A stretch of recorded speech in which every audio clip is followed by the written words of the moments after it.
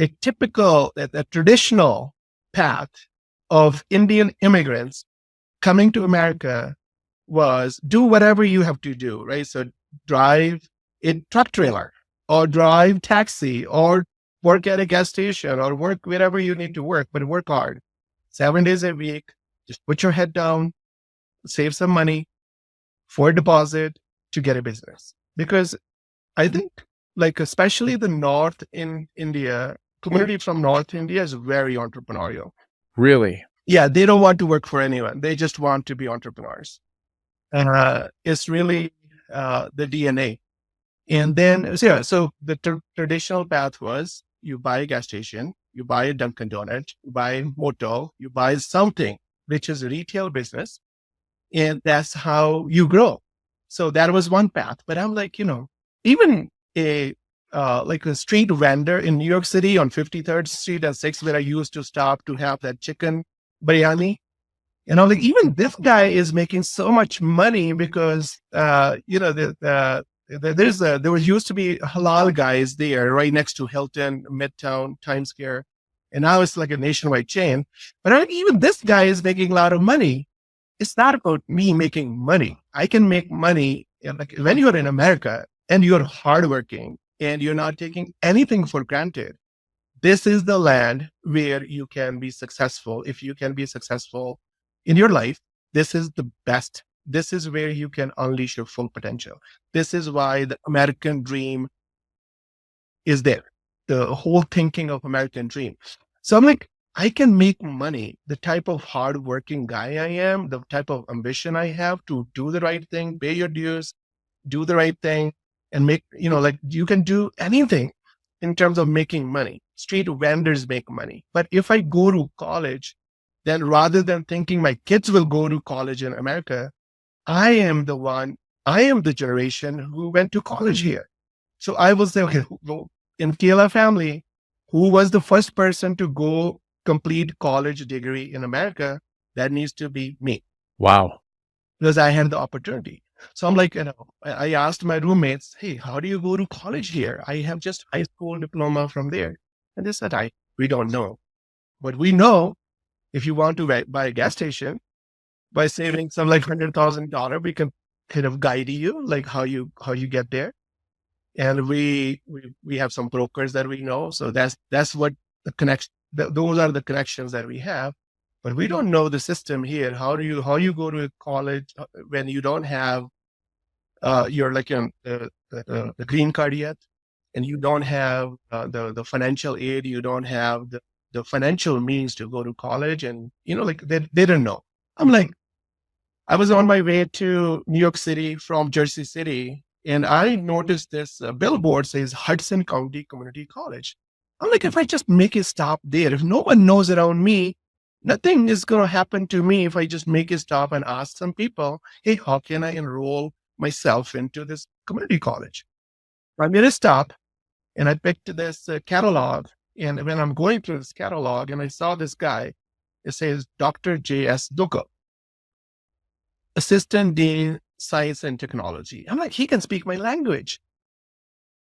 And yeah, because from the thing, I could see that he's from Punjab, North India, and you speak Punjabi. So I'm like, okay, I can get some guidance from him. So I made a stop. It took me a week or so to talk to his assistant and get that appointment, but I was able to meet him. I'm like, hey, I want to go to college here. How do I go there? He asked me, what do you want to do? I'm like, I want to be a doctor. He said, so he got to know, like, I'm here. I still don't have the green card yet. And so I do have to pay the international student fee, which is double. And then I need to make that money driving taxi. So he's like, this is like almost impossible. So forget about being a doctor. He's like, you don't know English. You don't have money. You don't have any financial aid, anything in where you can leverage financial aid or any kind of scholarship or anything where it can help you. So I'm like, and everyone is uncle in India. So I'm like, uncle, what should I do? I just made him uncle immediately. So I'm like, I go, so what should I do? I'm just here by myself. My parents are in India. They don't know, like, they're not educated enough to guide me. I'm just looking for someone who can guide me in the right direction. I really want to finish my college degree here. And this is my situation. What should I do? And he said, this is like 95 now. And he said, learn computers, be a computer doctor. A computer doctor. Computer doctor. Like, what do you mean? I'm like, I have never seen a computer. And he's like, everyone have to learn computer language, no matter if you're born here, born somewhere else, you know English, you don't know English, computer language is different. Everyone have to learn from the ground up. Yeah. So this is 95 and Windows 95 was just released, and personal computers were becoming like a household thing with the whole Canon printer and everything.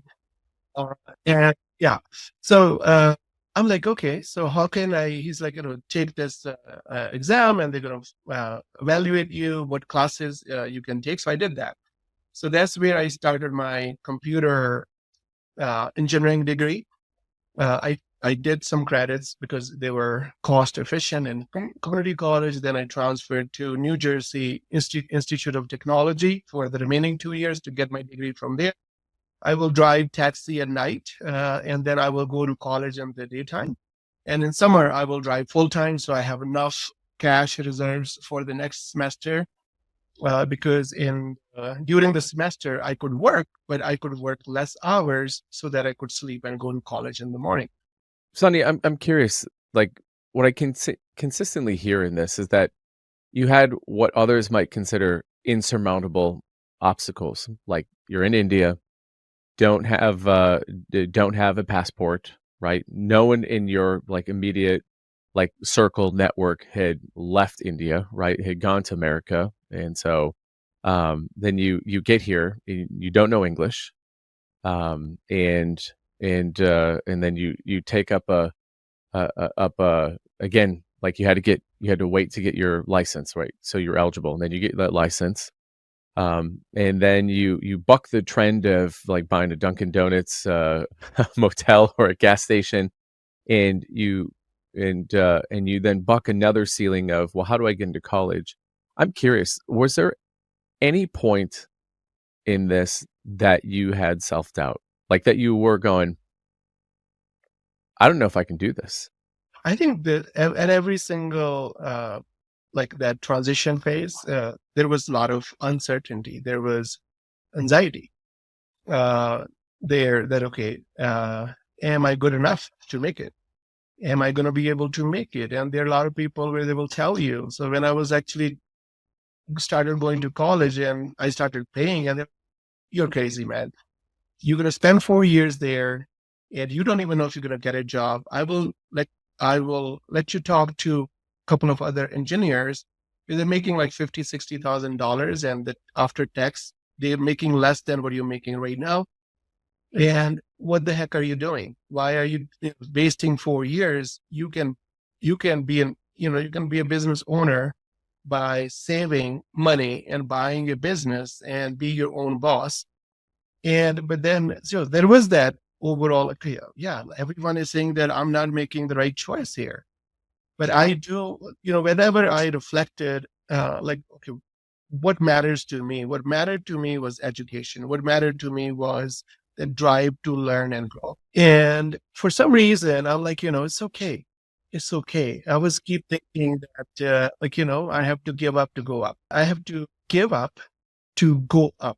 Means I have to give up on this income that I was making as a taxi driver on a monthly basis, because I had to work. I could not work the same hours.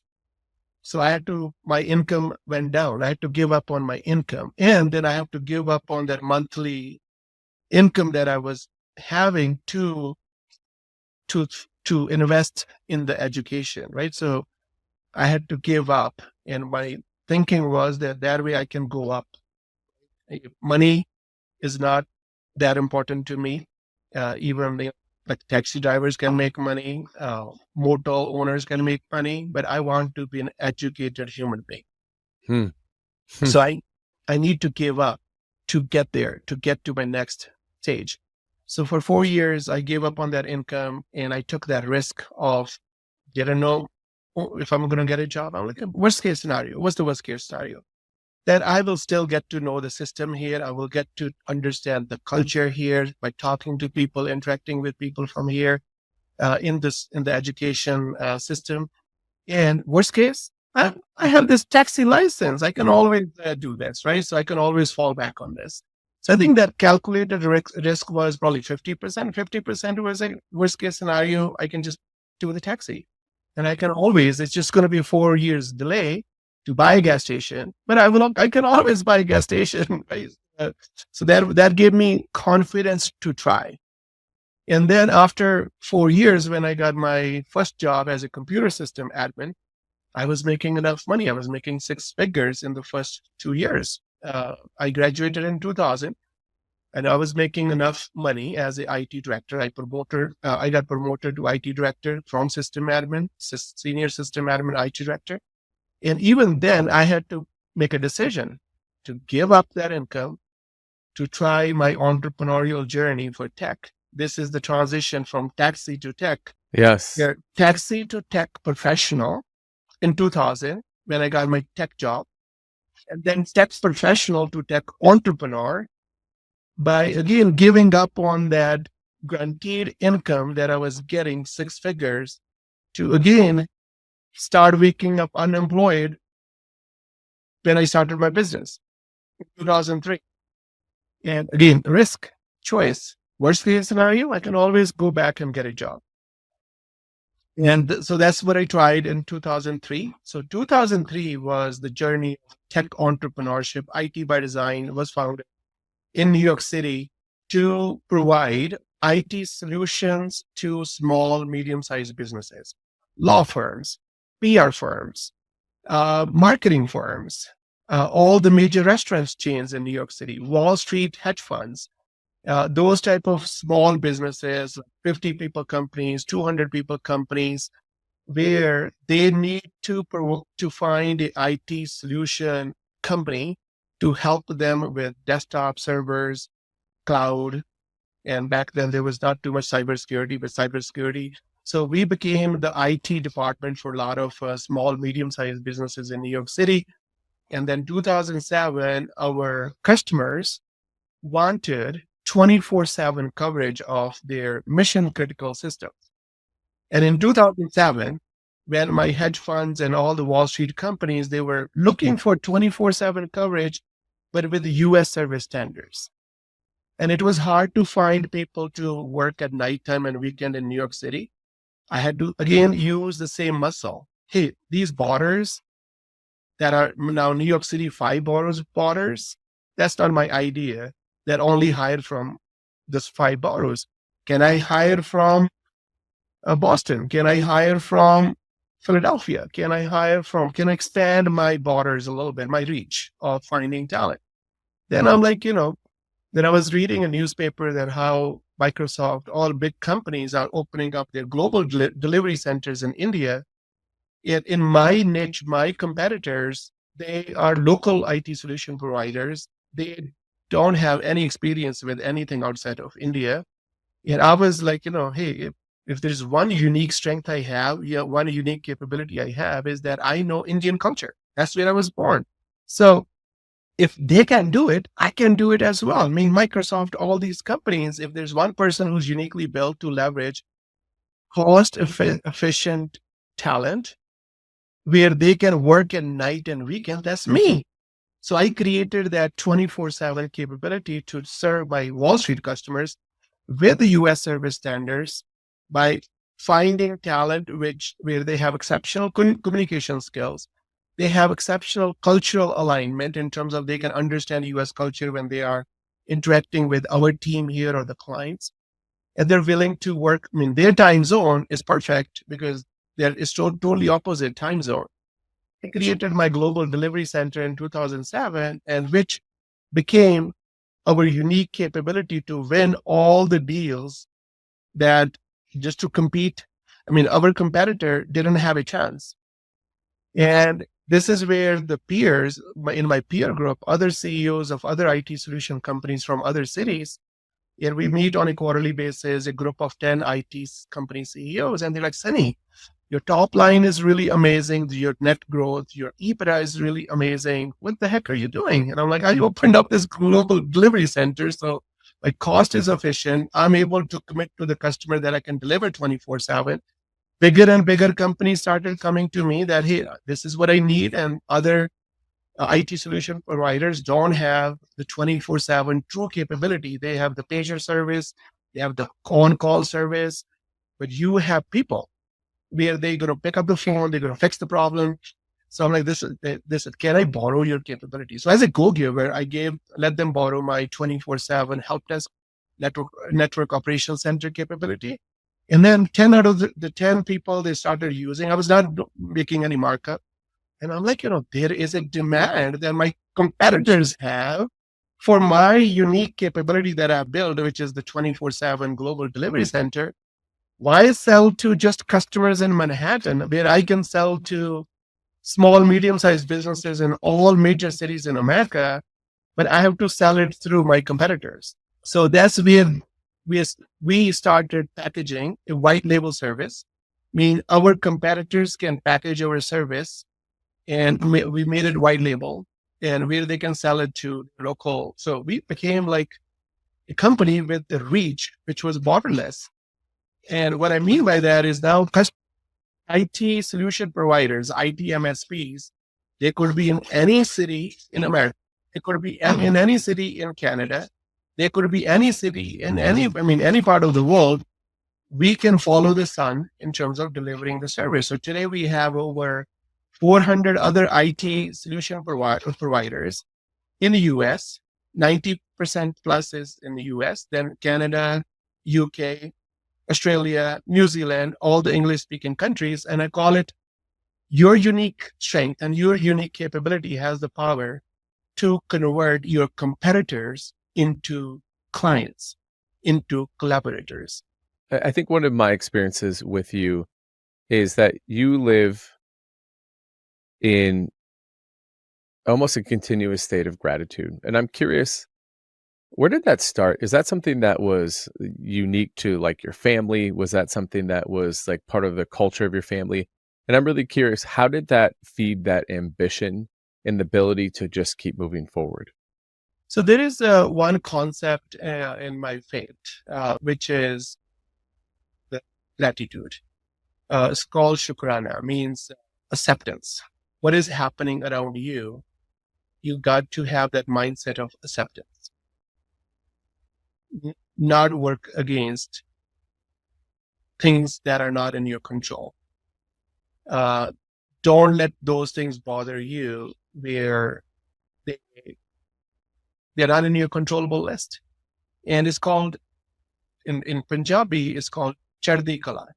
Always being a person who shows up with positive mindset and so much courage that you can do anything in the world. So it's the courage combined with positivity is called chardi kala. That always, no matter how tough it gets, you can always be more courageous and you can always be more positive. And that's the best way for you to control, how you feel and how you show up in this world. So I think that's one piece. And the second piece is that I think your immigrant curse becomes your blessing. When you grow up in a very poor country and you didn't get lucky to be born there, born in America, you didn't get lucky. So one thing that I tell all my kids who are born here is that being born in America is luck. And at Free Zone, Dan talked about this as well. And so I'm like, hey, don't take this for granted. Don't take this for granted. You know how many billions of people in this world they wish they could be born in America, but they didn't have control. So immigrant, when they leave their country and they come here and the same hard work, it just gives you better results because America rewards people who have that entrepreneurial mindset, where they are like, okay, I need to create value. I will get paid for the value creation. American core value is entrepreneurship, and that's what it rewards. And you will not be rewarded if you don't have that mindset. That's where you will start blaming America. That's where you will start blaming, hey, American dream doesn't exist. That's where your victim mindset will show up. But the one thing, I take my kids to other countries. One thing, if you think America is bad, go travel to other countries. It will give you a perspective. So coming here from India and knowing how worse it can be gives you always that perspective that don't complain, create. Don't complain. Create value rather than complaining. And the other piece is you don't take anything for granted, because now you have to make it. You come here and you are like, okay, this is where when I go to even homeless shelters, like we serve food to homeless shelters. Sometimes the young kids, they have so much potential, but they're thinking his world is against me. And this is where I tell them, hey, yeah, I'm not saying world is not against you. I'm not saying, that what you're saying is not valid. Ask yourself a question. What can you do? What is in your controllable list? And when I share my story that it took me 10 years to get that the green card and the citizenship that we are born with. I had to learn English by working hard, sitting at JFK, waiting for my turn to get passenger and reading how the subject verb agreement will work. And I'm like almost 19, 20, and you are born with that language, which is your advantage. And world could be against you, but what are you going to do? Right? And then go talk to people where they did not have this blessing to be born here. You can do more. What are you going to do? What you can do to be helpful, useful, that Dan talks about being helpful, useful. That what can you do to be helpful, useful? What can you learn? The lifelong learning. And I shared my story and I shared like 3 points with them. They're like, okay, so what should I do? So first of all, I'm like, think where you want to be. 2 years, 5 years, 10 years, 20 years. Have your life vision. Just bigger picture thinking, but dream big. You have so much potential. Number 2 is borderless capabilities, lifelong learning, that you can always be a better version of yourself the next day. So keep learning, keep growing. And the third is that world is your marketplace. Don't limit yourself to Jersey City. Don't limit yourself to Newark. Don't limit yourself to Princeton. Don't limit yourself to New York City. Don't limit yourself to Staten Island. Go broad. Think limitless in terms of your vision, life vision, your capabilities, and your reach. I love all those. And my following question is: do you feel that the American dream still exists? Right, because when you came in 1995, computers, it was the beginning of this incredible like information era, right? This information technology era, and it's continued to like massively expand. Do you still believe that the American dream exists? So if someone comes to you and says, Sonny, that's great. You came in at like a lucky time. Well, how would you respond to that? Does American dream still exist? 100%.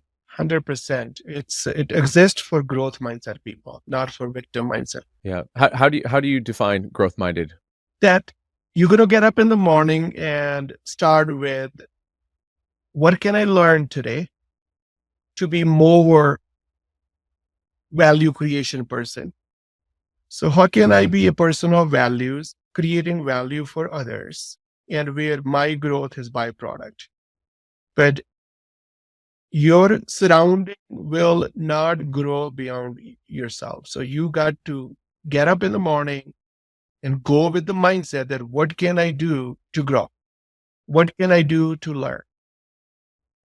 And then with that learning, with that growth, who can I be helpful, useful to? That's it. It's, it's so simple, it's profound. I'm curious, Sunny, when I think about your story, you grew up in northern India on a farm, and I have like an image of kind of what that life was. And I think about now you are raising your own next generation. How how do you get that clarity of intention? And I think then the follow on to that is ambition, are you just born with it? Are you kissed with it? Is it something that can be learned? I mean, and how are you seeing that with your kids? So great question. I think we're all unique. We're all unique, right? And there is the coach will talk about unique ability to other things. So we're all wired differently, and some of us have just kind of a lot more ambition than or ambitious. Ambition is different, right? So there is ambition, but what are you ambitious about? Is there? Are you ambitious about just staying in the bed? Or are you ambitious about getting up and then do something? Are you ambitious about not going to the gym? Or are you ambitious about going to the gym? So ambition. I think you're like my kids, even they are manufactured in the same factory. Uh, Siblings, they're ambitious and different, right? So my elder one is a lot more ambitious. My middle one, so he's ambitious, but his ambition is different. So I think that. So I think that one way to think about this is that you can see them, their personality showing up now in high school and colleges, that they are different and their ambitions are different, what they want to do in life. I think it's about just being clear. At the end of the day, if you think of things from the Maslow's hierarchy of needs, we just want satisfaction. Mm. So what satisfies you is the main question, right? And if that is so clear to you and you feel satisfied, and that satisfaction could be, hey, I don't care about having anything other than just living, living somewhere where I have access to beach, but I can live in like like a one room. But that's what makes me satisfied. I'm going to get up and I'm not going to compare myself with, okay, do I have one bedroom apartment? And someone else have like something else. So as long as it gives you that joy, the satisfaction, the clarity is there, then I think that's what the ultimate game is, right? And if you are ambitious, building capability, you're learning, you're growing, you're helping others, but still you're not satisfied, what's the point? I I love so much about what you just said because it all drives it down to this word joy. And um, I think that's one of the reasons why I love being in the same room with you. And by the way, when anyone who's listening, if you hear the word Dan or coach, we're referring to Dan Sullivan, who is the co-founder of Strategic Coach. Which, if you don't know what Strategic Coach is, you should check it out. But what you'll find is the people who've been in it, like Sunny and I, I heard it said this way: it's the world's greatest philosophy program wrapped in a business cloak. And I mean, so much of what you're talking about is philosophical. I just want to give everyone context of when you hear Dan or Coach, that's what we're referring to. Sunny, I don't think I've ever really seen you struggle.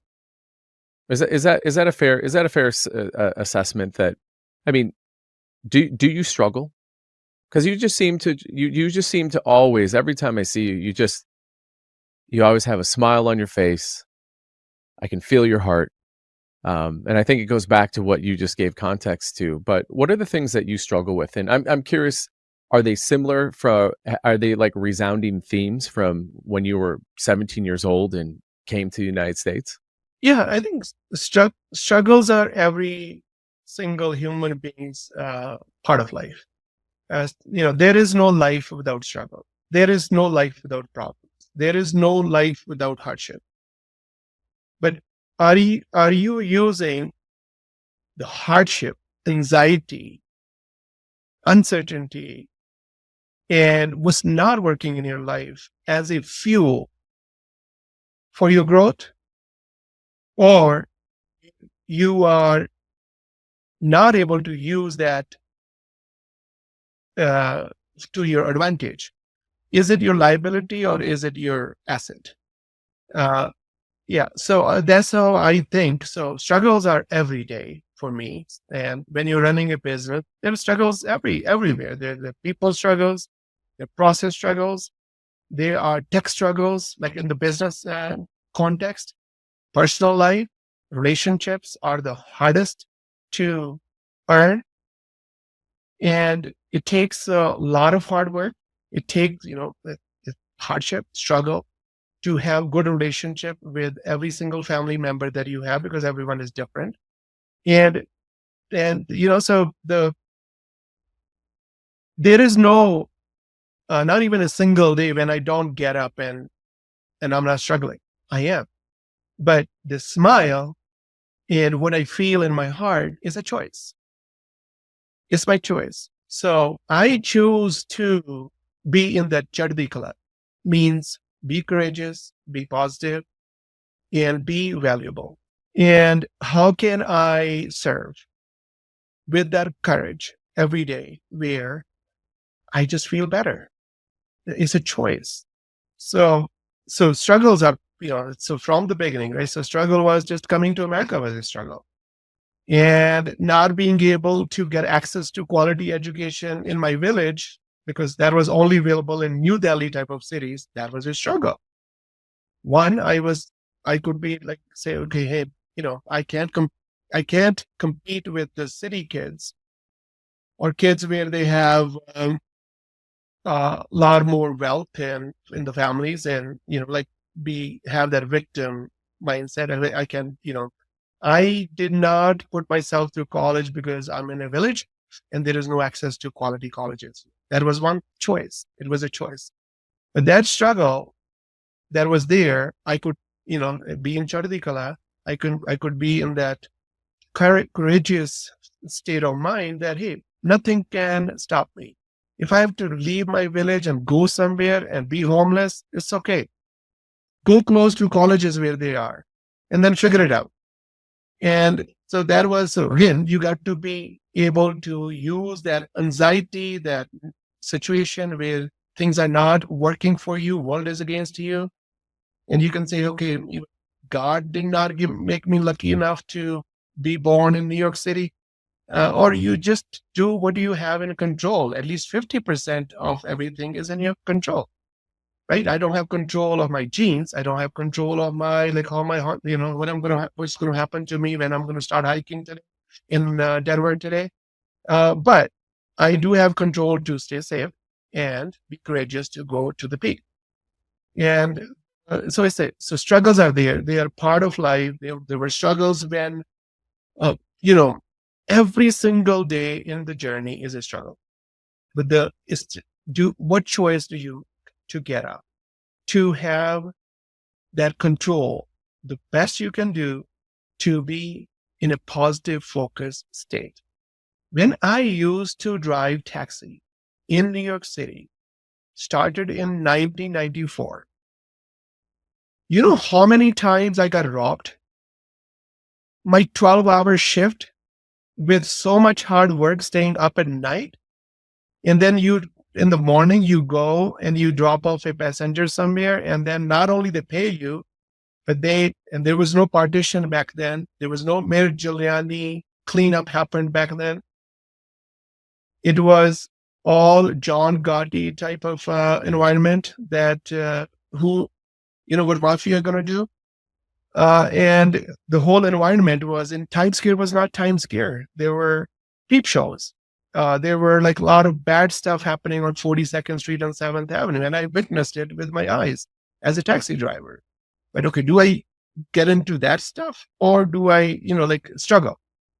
Your money is gone, all the cash, because there were no credit cards in the cabs. Everything is cash, and everyone knew that they have cash. And around 3 a.m., 4 a.m., they will take you to a neighborhood, area where there's not too much happening, not too much people, and they will make you stop there, and then they take all the money. Back then, all night long. If you're lucky, you make like $150. And your $150 is gone, and you have to pay $100 to the taxi cab company as a lease. So now you have, like you have to take money from your previous day earnings and give that lease, and you go home with nothing. And that was a struggle, but that was a choice. Hey, are you going to get up in the morning and go, or are you going to be scared to go on New York City streets and say, oh, yo, let's go. Now it's next day, new day. Okay, let's go. But it was a choice. Then giving up to go up, making that choice to spend all that money for 4 years, double the fee than a resident. That was a choice, struggle. Every day you have to get up, you have to pay your apartment share with your roommates for groceries, for rent, for everything else. You have to make a choice.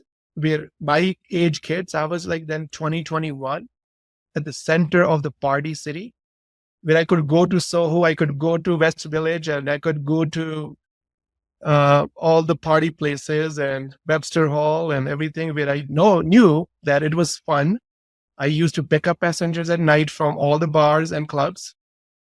I knew where to go to have fun, but having that mental strength, making a choice, knowing that you pay now or you pay later, pay your dues right now. Don't go for the party. Be productive every day to make some money to put yourself through college, because my parents were not there. I had complete freedom. I could have as much fun as I wanted if that was a choice, but I had to have that self-control. Struggle was keeping self-control. There was so much temptation for a 2021, 22-year-old guy to be in New York City, where you come from village, and it's like a dream come true that you have from a very conservative village where you can't even look at a girl, to a city, a country where you have so much freedom that you can just go to a different bar, different club every single day and come back with a different girl. That was a choice. Do that or put yourself through college. Every single day is a struggle. I just love everything you just said there. Sunny, that is so inspiring, because it is. We have agency. And I think that so often, even we as entrepreneurs who are so incredibly blessed, like we have agency of time.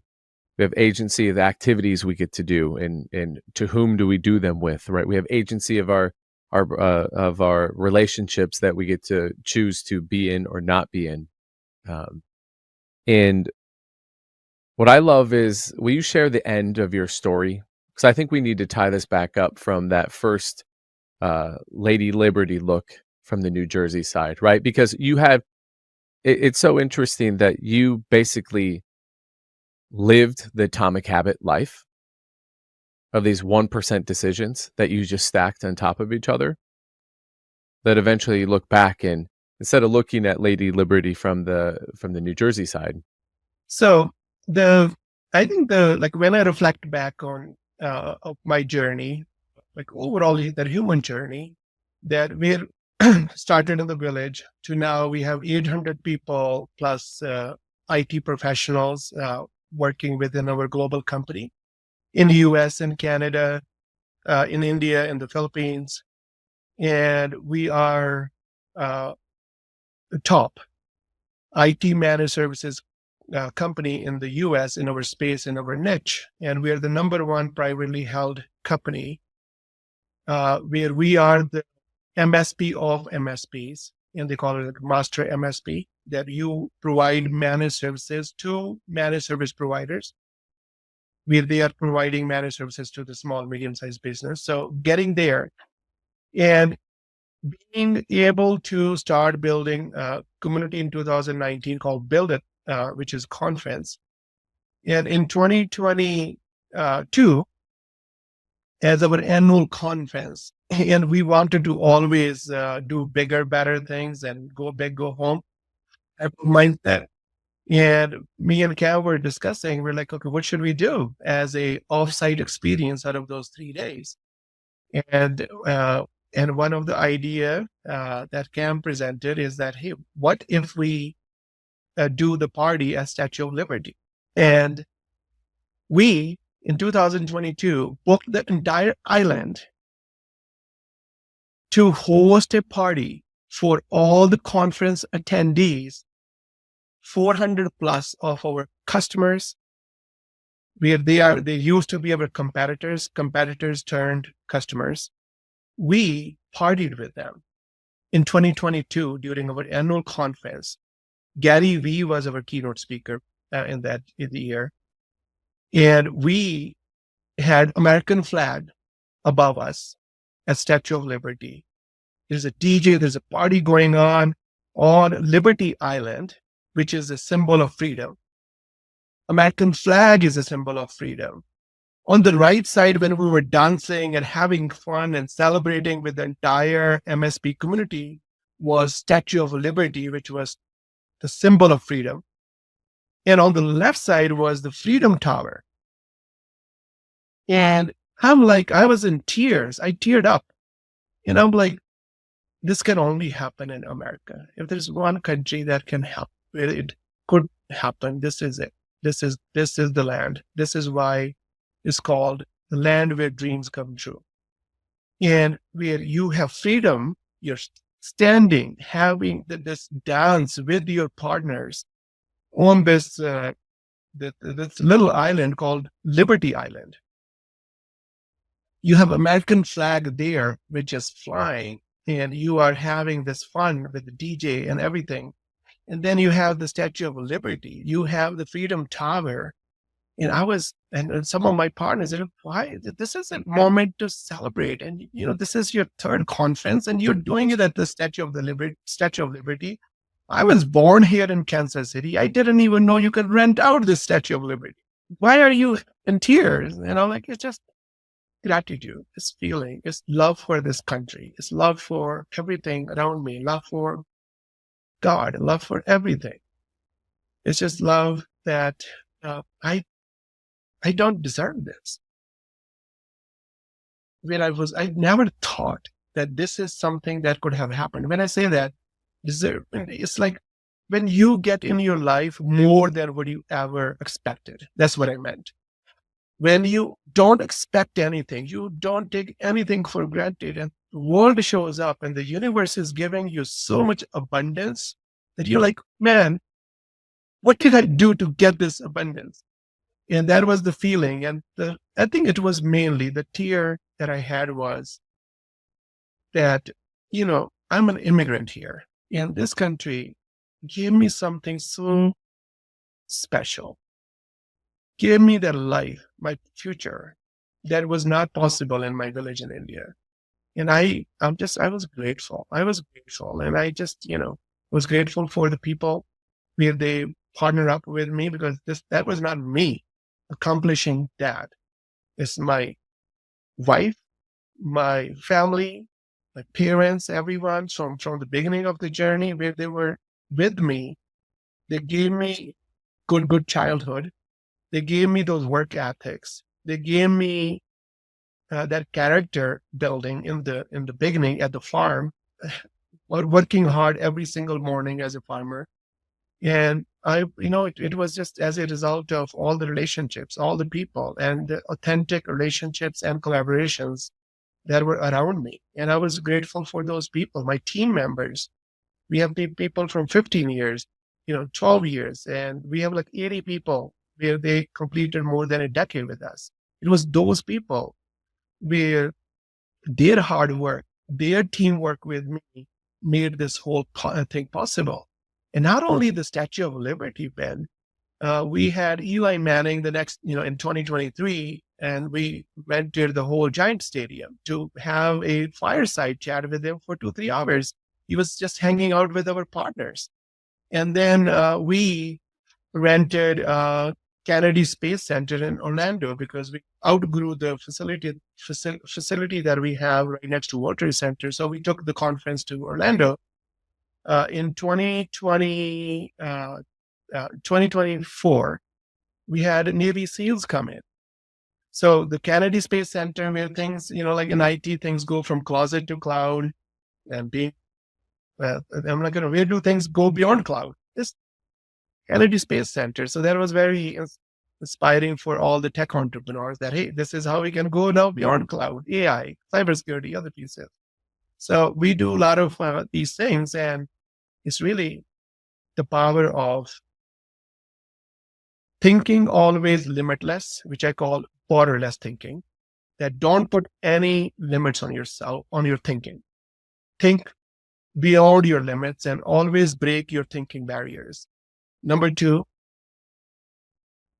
is work hard, smart, and always build better capability,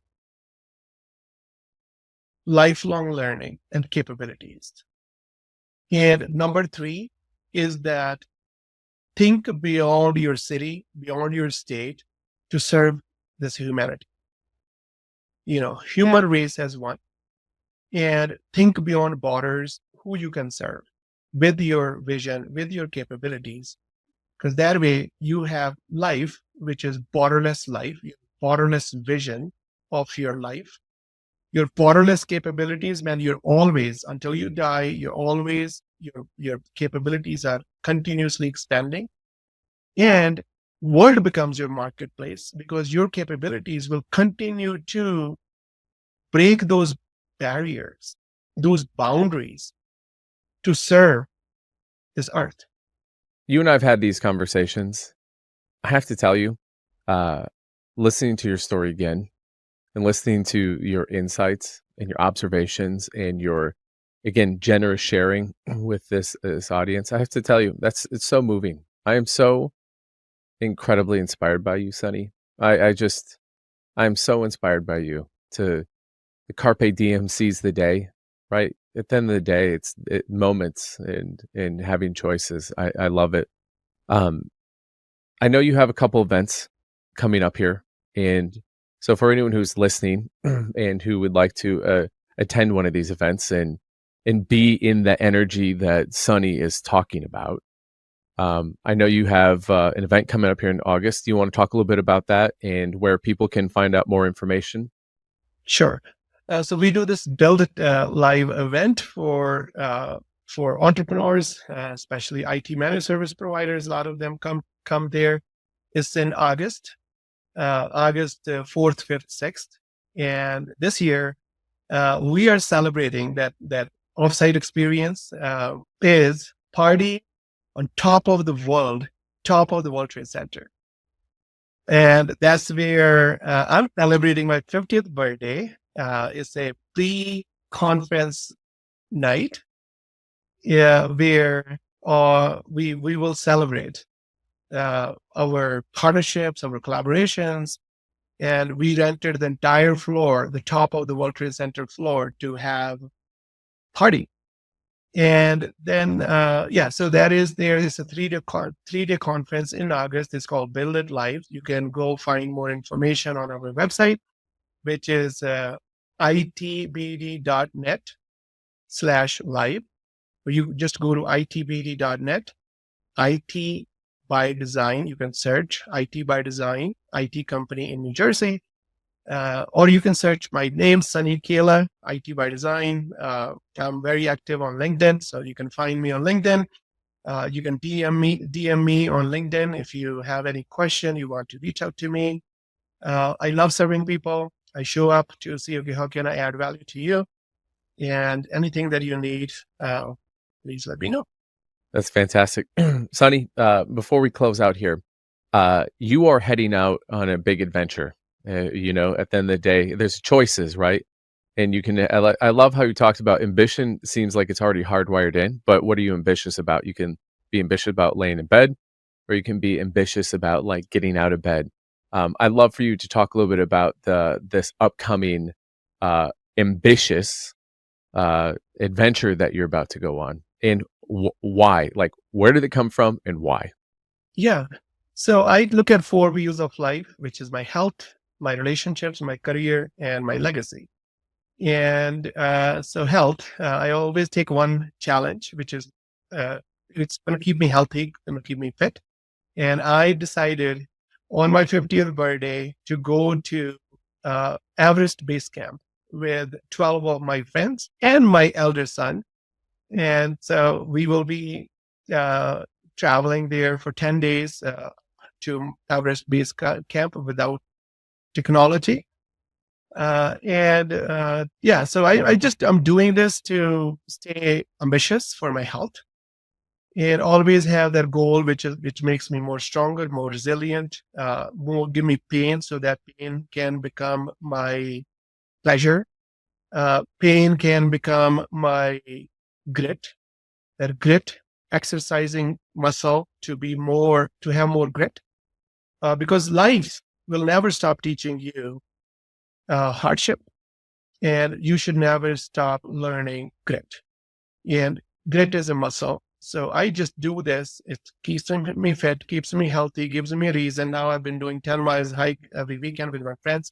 It gives me so much nature walk, give me so much mental clarity break. There's just so much health benefits, mental. My soul feels better. My mind feels better. My physical body feels better. And I'm doing it with my son. So relationships, we will be without his phone for a couple of days, and where it's just father-son time without our phone, without no one calling us. And also it will help him.